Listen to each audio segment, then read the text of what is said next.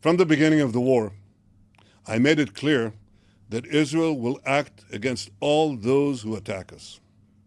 This is why earlier today, I asked the Israeli cabinet to back my decision to strike against the Houthi targets in Yemen.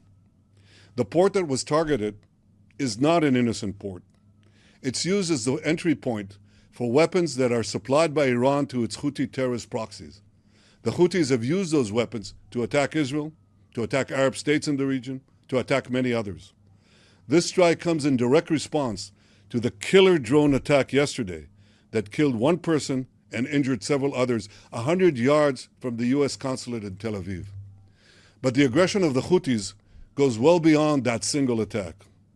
Because for the past 8 months, the Houthis have launched hundreds of ballistic missiles, cruise missiles, and drones against Israel.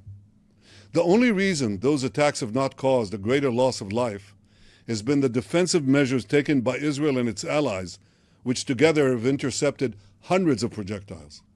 I would like to thank the United States, Britain, France, and other members of the International Maritime Coalition that was formed to repel Houthi attacks.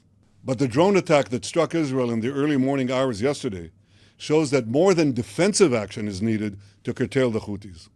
Offensive action is also needed. It's needed to ensure that Iran's terror proxies pay a price for their brazen aggression.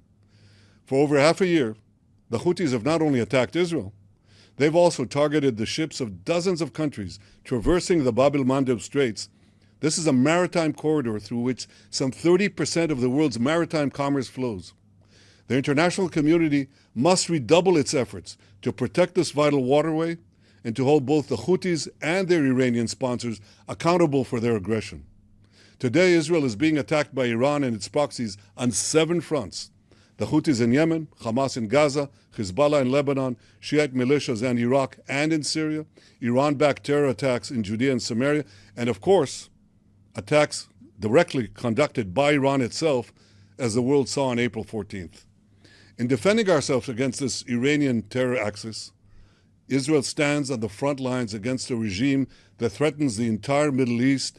It threatens the entire world.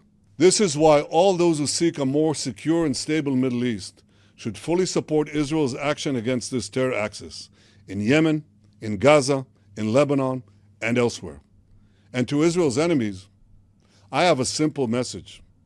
Do not doubt Israel's determination to defend itself on every front. All those who seek to harm us will pay a very heavy price for their aggression.